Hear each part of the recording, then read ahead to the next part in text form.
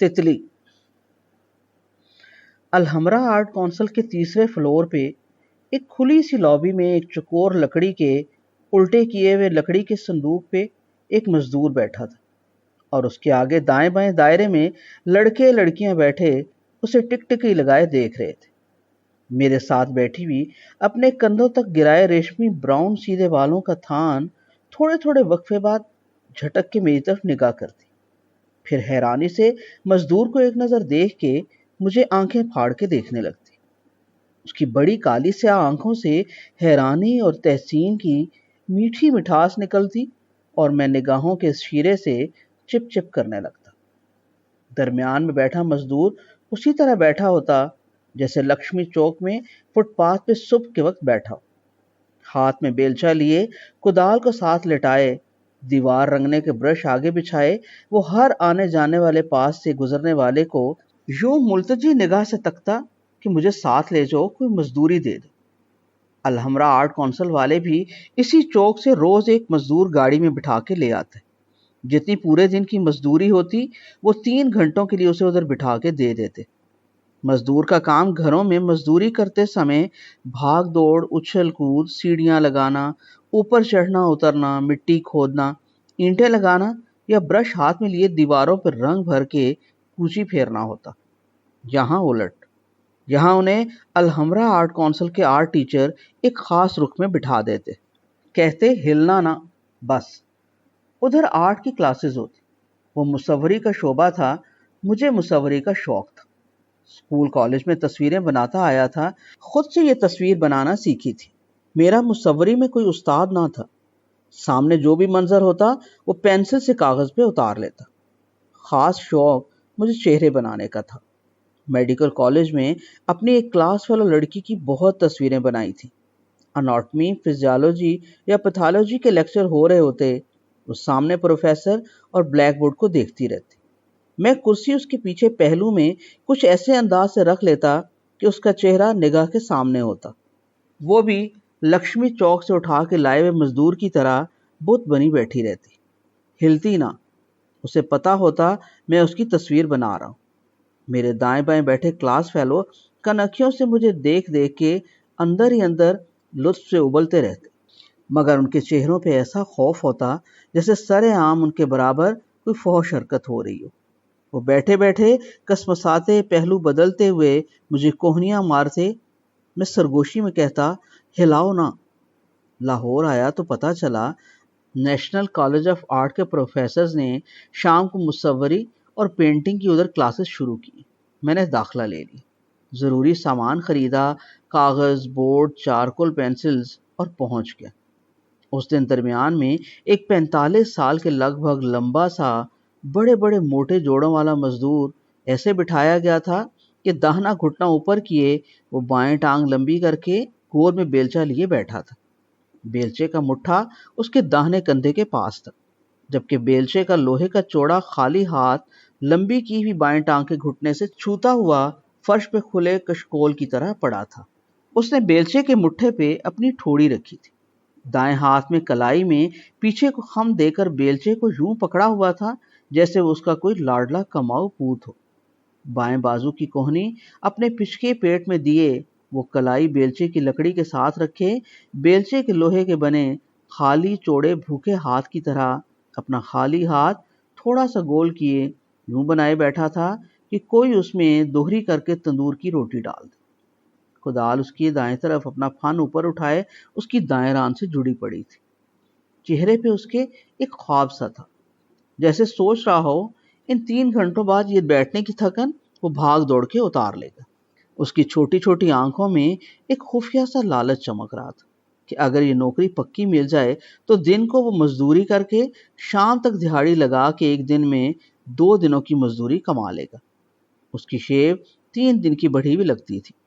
चेहरे के बाल खसूसन ठोड़ी के नीचे सफेद हो चुके थे, गाल पिचके थे, गालों की हड्डियां उभरी थी और सर पर बंधे नीली लकीरों वाला अरबी नुमा सफेद रुमाल उसने सर पे बांधा हुआ था, जिसके लड़ियों पे क्रोशिया की सफेद छोटी छोटी झालर थी।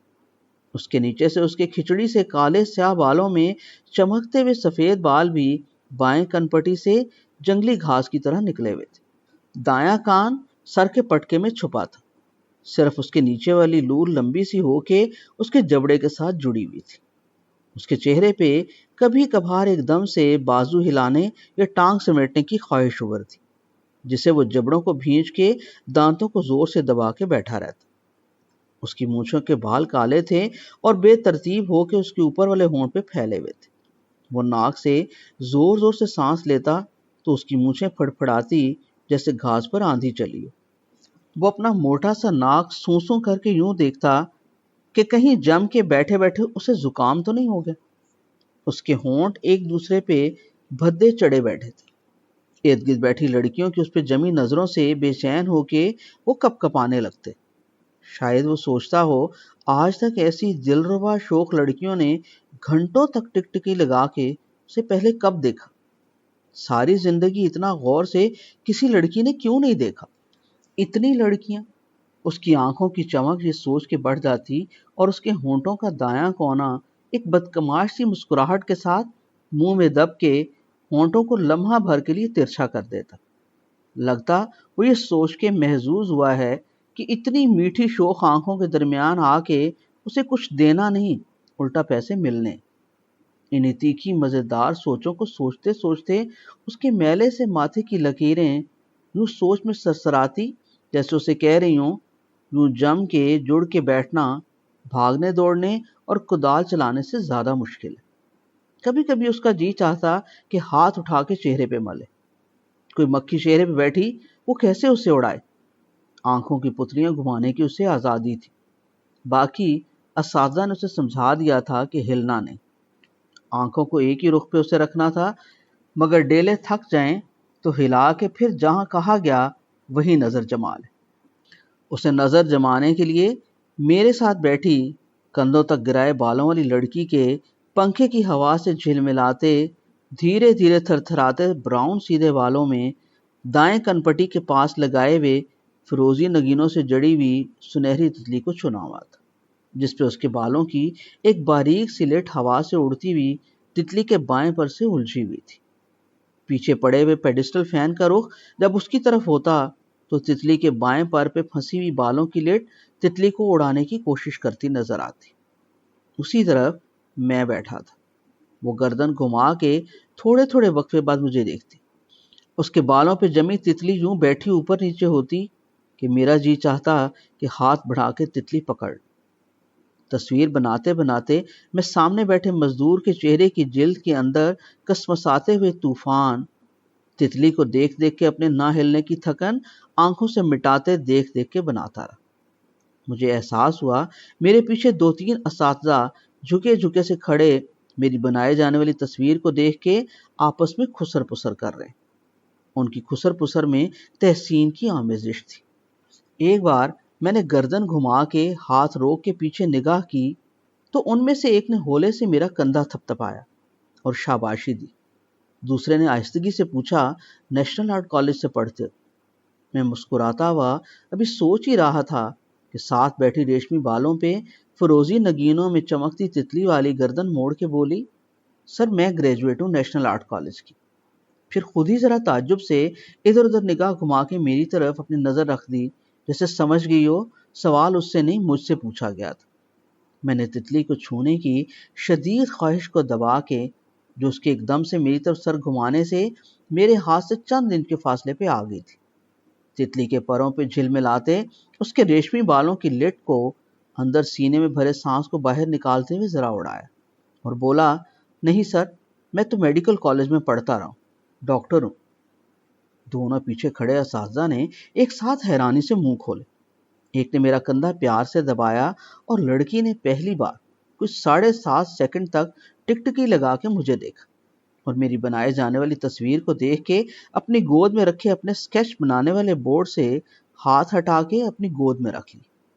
उसके बाद वो अपने हाथ में लिए चारकोल को कागज की बजाय अपनी ठोड़ी में घुसा के कभी कभी उसकी नुक्कर अपने दाहिने गाल पे होले होले से बजाने लगी और कनखियों से मेरी बनाई जाने वाली तस्वीर को देखती जाती। वो लंबी पतली गोरी लड़की थी। उस जमाने में बेल बॉटम पांचों का रिवाज था। उसने खुले खुले पांचों वाली नेवी ब्लू शलवार पहनी हुई थी।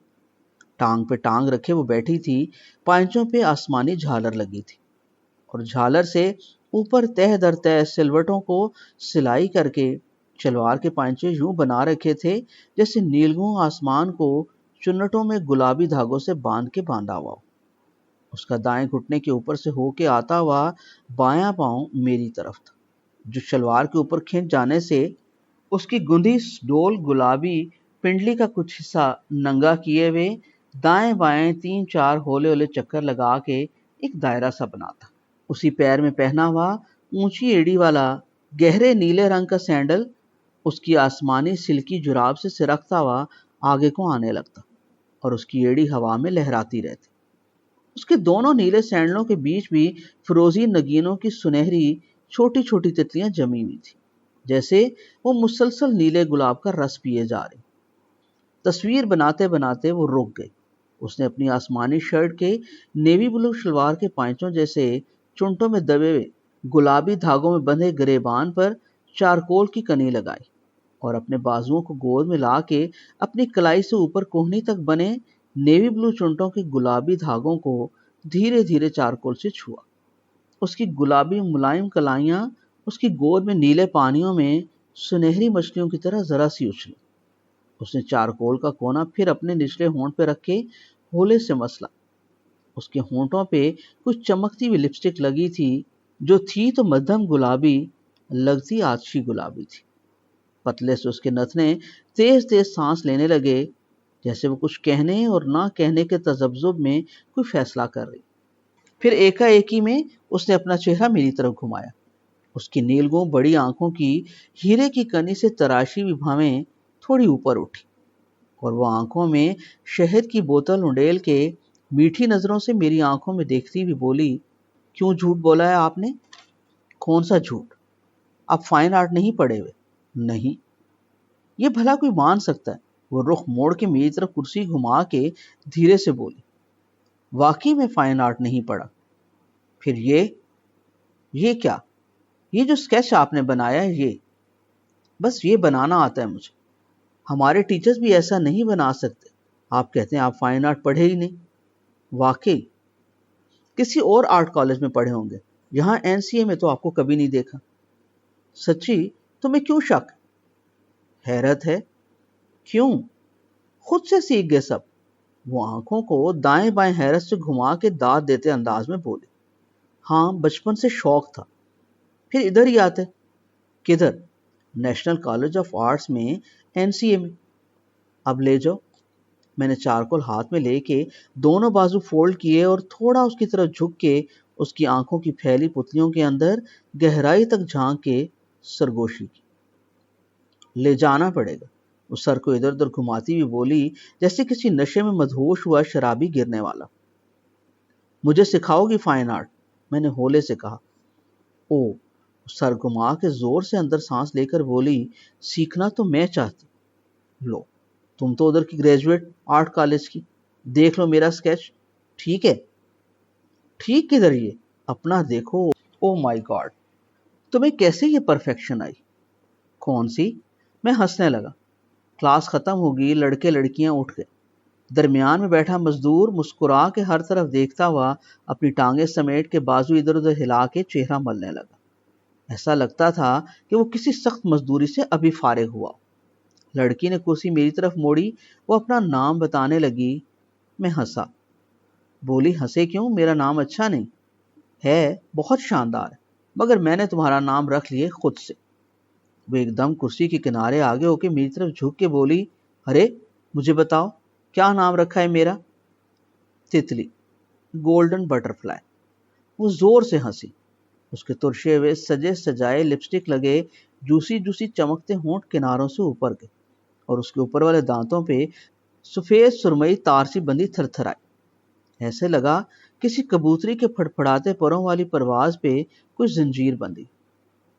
تم مسکراتی بہت اچھا ہو، مجھ سے رہا نہ گیا، بول دیا۔ وہ پھر مسکرانے لگی۔ اس کے اوپر والے دانتوں سے بندھی زنجیر ہچکولے کھانے لگی۔ تھوڑی سی دیر میں ہم دوست بن گئے۔ وہ مجھ سے پوچھے، کیسے تم اس قدر تناسب سے سب آنکھ ناک کان بنا لیتے؟ ذرا سی تمہاری لکیروں سے سمجھ آ جاتی کس کی تصویر بنا رہے. تمہاری بناؤں؟ او مائی گاڈ، یس آف کورس. ادھر نہیں. پھر کہاں؟ کہیں اور بیٹھ کے. ڈن. مگر تم فائن آرٹ گریجویٹ ہو، مجھے تم سے سیکھنا ہے. ہاں سکھاؤں گی جو مجھے پتا ہے. شیڈ اور آؤٹ لائن بنانا بتاؤں گی، مگر اصل میں نین نقشہ بنانا تم سے سیکھنا.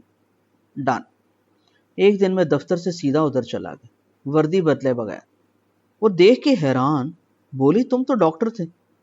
ڈاکٹر ہی ہوں فوج میں. ارے واہ. مگر کیا؟ میرا آج سکیچ اپنا بنوانے کا پروگرام تھا. پھر ادھر ہی بنوا لو. ادھر؟ وہ منہ کھول کے ہنسی حیرت سے. اس دن وہ کریم کلر کی شرٹ کے نیچے ہلکے براؤن ٹراؤزر میں آئی تھی. اس کی رنگت زیادہ کھلی کھلی لگ رہی تھی. پھر بیٹھی بھی وہ کسی کھڑکی کے پاس تھی جس سے گہری ہوتی شام کی دھوپ چھن چھن کے آ رہی تھی اور آسمان پہ ایک بدلی کناروں سے لال لال ہو رہی تھی. اس کے چہرے پہ پگھلتی دھوپ کا سونا چڑھا ہوا تھا اور وہ سنہرے بیسن میں تلی ہوئی مچھلی کی طرح نظر آ رہی تھی. میں اس کا چہرہ دیکھ دیکھ کے خاموش ہوا بیٹھا تھا. وہ مجھے ہاتھ میں پکڑے لمبے سے برش کا کونا چبھو کے ہنستی ہوئی شرما کے بولی کیا دیکھ رہے ہو؟ مچھلی. مچھلی؟ ہاں، دھوپ میں چمکتی مچھلی تلی. او مائی گاڈ. ڈاکٹر دھوپ بہت خطرناک طریقے سے تلتی. شکر کرو بہار کے دن. بہار تو تم پہ جمی رہتی، اترتی نہیں. نہ اترے کبھی خدا کرے. Doctor you are something. اب شاعری بھی شروع کر دی. وہ ہنسنے لگی. پتہ نہیں کیا کیا شروع کرا دو گی تم. دیکھو تمہیں واٹر کلر اور آئل پینٹ میں سکھاؤں. یہی تم نے کہا تھا نا؟ جانتے ہوگے سب پہلے سے. نہیں، سچ زیادہ نہیں. اوکے، سکیچ تم سکھاؤ گے ٹھیک ہے نا؟ ٹھیک ہے. مگر میرا سکیچ کب بناؤ گے؟ جس دن یونیفارم نہ پہنی ہو پھر. کیوں؟ یونیفارم میں سکیچ بنانا منع ہے. نہیں، یوں تمہیں باہر کہیں سمجھی اچھا نہیں لگتا. اوکے، کہاں بٹھا کے بناؤ گے؟ جہاں کہو. Lawrence garden. اچھا ہے، مگر ادھر لوگ بہت سب اکٹھے ہو جائیں گے. او نو. پھر ادھر نہیں، اور کوئی جگہ؟ شاہی قلعہ. ہائے، مگر ادھر تم نے مجھے یوں بنا دینا جیسے کسی شہنشاہ کے ہاتھوں دیوار میں چنی انارکلی. نہ ادھر نہیں. اور جہانگیر کے مقبرے. پھر انارکلی بنانا مجھے. تمہارے اندر سے یہ شیخو شہزادہ نکلتا کیوں نہیں؟ تمہارے اندر جو انارکلی چھپی ہوئی. دیکھا نا؟ کیا؟ تم مجھے چنواؤ گے؟ کہاں؟ دیوار میں اپنی. چن لوں؟ میں تو چنی گئی کب کی. اس نے زور سے سانس لے کے پھر ہوا سے سینہ بھرا. میرے ہاتھ میں پکڑا موٹا چارکول ڈگمگانے لگا. میرے کانوں سے سینک اٹھنے لگا. میں نے بھی کچھ زور زور سے سانس لیے اور کہا کدھر بیٹھ کے بنواؤ گی خود کو؟ تم بتاؤ. خود. وہ سوچنے لگی تو میں بولا راوی کنارے. اف. اس نے اپنی آنکھیں پھیلائیں اور ہونٹوں کی چوسنی بنا کے بولی کنارے کیوں؟ راوی کے بیچ کشتی لے لیں گے. واہ. وقت؟ جب تم لے جاؤ. سوچ لو. سوچنا کیا ہے؟ گہرا ہے پانی راوی کا بیچ میں، پھر کنارے کنارے روکنا کشتی. کیوں؟ وہ ہنسنے لگی. مجھے تیرنا نہیں آتا. میں بھی ہنسا اور اس کی آنکھوں میں غوطہ لگاتے بولا پہلی مچھلی ایسی دیکھی جو تیرنا نہ جانے. مچھیرے لفنگے. وہ ہنستی ہنستی منہ کھول کے آنکھوں ہی آنکھوں میں ایسی تڑپتی بولی جیسے مچھلی کو پانی سے نکال کے ساحل کی ریت پہ ڈال دی. پھر اچانک اساتذہ آ گئے. کلاس شروع ہوئی. اس دن ایک سیانی عمر کی عورت اپنے شکستہ میلے کپڑوں میں گٹھڑی سی بنی، اداس چہرہ بنائے، ویران آنکھوں سے کسی کو بھی نہ دیکھتی ہوئی خاموش درمیان میں بیٹھی تھی. محلے کے ایک گھر کی ملازم. اس دن واٹر کلر کی کلاس تھی. میں تتلی کی بنائے جانے والی تصویر سے نقل مار رہا تھا. وہ چپکے چپکے مجھے بتا رہی تھی اس میں سفید رنگوں کی جگہ خالی چھوڑ، پھر ہلکے رنگوں سے تصویر کی آؤٹ لائن بناؤ، آخر میں گہرے رنگ لگانا. ساتھ ساتھ وہ بتاتی جاتی آئل پینٹ میں یہ یاد رہے یہ ترتیب الٹی. پتہ ہے نا؟ ہاں. کیوں بھلا؟ وہ سرگوشی میں امتحان بھی لیتی. یار تتلی، مستی نہیں، بتاؤ. ऑयल पेंट में गहरे रंग पे हल्का रंग लगाना कोई मसला नहीं, मगर वाटर कलर में गहरे रंग पे हल्का रंग नहीं ठहरता। शाबाश, अब मुझे स्केच बनाने, पोर्ट्रेट बनाना तुमसे सीखना सब। वो मुझे ब्रश उठा के सरगोशी में खबरदार करती हुई कहती, तितली क्या है, तुम्हें फिर बंदे की सारी एनाटॉमी पढ़नी पड़ेगी। क्यों? तितली, बंदे के जिस्म को समझने के लिए उसका सारा हड्डियों का निज़ाम, पूरे का पूरा गोश्त और हर एक जोड़ को समझना ज़रूरी है, समझी? जो ज़रूरी हो समझा देना। मैं एनाटॉमी के अटलस ले आऊँगा किसी दिन। मुझे टोटे दिखाने हैं। वो हंसने लगी बेशर्मी से। तौबा, तो और क्या? क्यों? ऐसा होता तो सारे डॉक्टर आर्टिस्ट होते हैं। तौबा कर, क्यों? उनसे तो सलीके से एक नुस्खा भी लिखा जाता। फिर यार, ये खुदादाद तोहफे होते हैं। चलो मान लिया, मगर अनाटमी सीख के तुम्हें फायदा होगा। तितली, सिखा देना। सिर्फ अनाटमी? अंदर पेट, सीने, कूल्हे की क्या है वो आर्ट का मसला नहीं। बाहर बाहर से, जिल्द के ऊपर ऊपर। वो तेज निगाह से मुझे ऐसे तकने लगी जैसे मैं कोई फहाशी कर रहा हूं। बोली, खबरदार। यार क्या? वो शरारती आंखों में किसी फुलझड़ी का इंतजार पाल के मुझे देखते हुए बोली, इन 15 किलो कपड़ों को पहने पहने अनाटमी सीखोगी। उसके क्रीम कलर उजले चमकते कपड़ों के अंदर ही अंदर उसका जिस्म आसमान की बिजली की तरह कड़ाके से कड़का, चमका, और वो सर से पांव तक किसी अनहोने एहसास से खुद ही खुद में घुस के कपकपाते हुए अपने हाथ में पकड़े सतरंगे ईजल से ब्रश में लाल सुर्ख रंग को छू के उसकी डंडी मेरी कमर में चुभोती हुई बोली, जैसे तुम्हारी मर्जी डॉक्टर। ओ, बस मैंने तुमसे स्केच बनाना सीखना। मैं हंसते हंसते रुक गया। मेरे अंदर भी झक्खड़ चलने लगे। कोई बगोला सा मुझे उठा के अपने अंदर लपेट के कहीं से कहीं ले गया और मुझे सांस तेज तेज आने लगा। वो थोड़ी देर बाद अपनी सांस मुतवाजन करके बोली, मेरा सिर्फ पोर्ट्रेट बनाना है तुमने, रावी के अंदर कश्ती में। मैं हंसने लगा और जेर लबी बोला, उधर डूबने भी जरा देना। मैं तो कब की डूब भी गई। वो ईजल से एक साथ तीनों बुनियादी रंग लाल, पीला, सब्ज अपने ब्रश से छू के, ब्रश हवा में लहरा के हवा में मेरी तस्वीर बनाने लगी।